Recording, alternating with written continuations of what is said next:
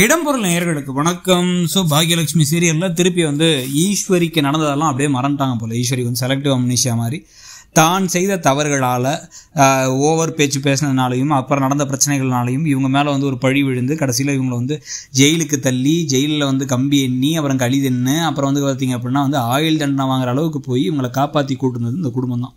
ஆனால் அந்த குடும்பத்துக்கு நல்லது நினைக்கிறேன் நான் அப்படிங்கிற பேரில் மற்றவங்க மனசை காயப்படுத்துறது ஒரு வேலையாகவே பல நாளாக செஞ்சுட்டு இருக்காங்க. இங்கே இப்போ திருப்பி கொஞ்சமாச்சும் மாறுவாங்கன்னு பார்த்தா இப்போ என்ன பண்ணுறாங்கன்னா ராதிகா ஒரு பக்கம் நினச்சி மனசு திருப்திப்பட்டுக்க வேண்டியதான். நல்ல வேலை இந்த அம்மா இங்கே இல்லை அப்படின்ட்டு இருந்தால் நசன்ட்டு இருந்திருக்கும்.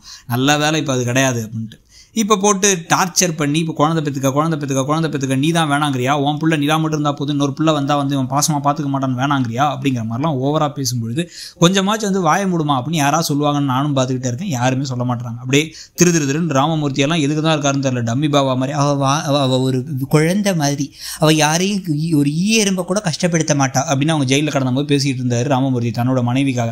ஆனால் தன்னோட மனைவி எல்லாரும் முன்னாடி வச்சு எளியில் சம்பாதிக்க வக்கில்ல துப்புல்ல, நீ எல்லாம் ஒரு காசு கொடுக்க வக்கில்ல, நீ எல்லாம் என்னத்த கனவுன்னு தெரிஞ்சுக்கிட்டு இருக்க அப்படிங்கிற மாதிரி பேசும்பொழுதும் இன்னைக்கு எல்லாருமே நிற்க வச்சு அவள் குழந்தை பெற்றுக்கிட்டா நீ குழந்தை பெற்றுக்கலையா, என்ன நினச்சிக்கிட்டு இருக்கோம் மனசில் அப்படின்னு கேட்கும்பொழுதும் பார்த்துக்கிட்டே நிற்கிறார். நீ பேசுமா அப்படின்ட்டு. ஸோ இவரெல்லாம் ஒரு சைலண்ட் வில்லன் மாதிரி மற்றவங்களை இந்த எனேபிளர்னு சொல்லுவாங்க. மற்றவங்க செய்கிற தவறுகளை எனேபிள் பண்ணி விடுறவர். ஸோ அதை செய்ய விட்டுட்டு வேடிக்கை பார்த்துட்டு இருக்காரு. இந்த பக்கம் பாக்கியா ஐயோ அத்தை என்ன அத்தை அப்படின்னு ஏதோ திக்குவாய் மாதிரி பேசிகிட்டு இருக்காங்க. ஏமா உனக்கு என்னமா பிரச்சனை, வாயத்தை தெளிவாக அத்தை இனிமே அப்படி பேசாதீங்கன்னு சொல்லணும். இங்கேருந்து மேலே போயிட்டு அவங்க பேசுறதெல்லாம் கண்டுக்காதீங்க, உங்கள் கனவை பாருங்க அப்படிங்கிறத கீழே எல்லாரும் முன்னாடி வச்சு தான் சொல்லணும். அவங்களோட வயசுக்கு நம்ம மரியாதை கொடுப்போம் அப்படின்னா எத்தனை நாளைக்கு மரியாதை கொடுத்துட்டே இருப்பீங்க அவங்க காயப்படுத்தும் பொழுது. இப்போ இதுக்கு மேலே இதை யார் நிறுத்த போகிறா அப்படின்னு பார்த்தா நம்ம பாக்கியாவே நிறுத்தி ஏதாச்சும் பண்ணுவாங்கன்னு பார்த்தா அதை பண்ணலை. அவங்க வாயை திறந்து பேசுகிற மாதிரி தெரியல. எழிலாச்சு இதுக்கு மேலே இந்த ஒரு கொடுமையெல்லாம் தாங்கிட்டு இருக்க முடியாது. டெய்லி வீட்டுக்கு நம்மளே கஷ்டப்பட்டு அலைஞ்சு தெரிஞ்சு ஏதாச்சும் நடக்குமா நல்லதுன்னு பார்த்துட்டு வந்தால் இங்கே ஒரே அழுக காட்சியும் பிரச்சனை காட்சியும் சண்டை காட்சியும் நடந்துக்கிட்டு இருக்கும் பொழுது அந்த சமயத்துலையாச்சு கொஞ்சமாச்சும் இவருக்கு சூடு சொன்னையாகி நாங்கள் அந்த வீட்டை விட்டே போகிறோம், நாங்கள் வேறு ஊருக்கு போயிட்டு கூட ட்ரை பண்ணிக்கிறோம், இல்லை அப்படின்னா இவங்க ரெண்டு பேரும் அமிர்தாவும் குழந்தையும் கொஞ்சம் நாளைக்கு அவங்க அம்மா வீட்டில் போயிருக்காங்கிறாங்க, நானே என் ஃப்ரெண்ட் ரூமில் தங்கிக்கிறேன் அப்படிங்கிற மாதிரி எதையாச்சும் ஒன்று கொடுத்து ஒரு ஷாக் கொடுக்கணும். திருப்பி உங்களை பேச விட்டுட்டு இவர் கிளம்பி பார்க்கும்பொழுது அமிர்தா அழுதுகிட்டே இருப்பாங்கன்னு எத்தனை நாளைக்கு இருக்க முடியும்? நரகமாக இருக்காதா?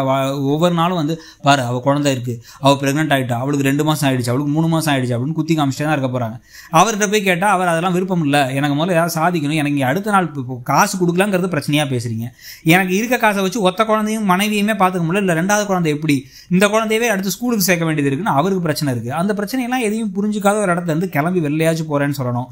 இல்லை அப்படின்னா அத்தை இனிமேல் என் பிள்ளைய பற்றி ஏதாவது பேசினா அவ்வளோதான் மரியாதை கேட்டுன்னு இவங்களாச்சும் பேசணும். என்ன தான் நடக்கும்னு நினைக்கிறீங்கிறத சொல்லுங்கள். தேங்க்யூ.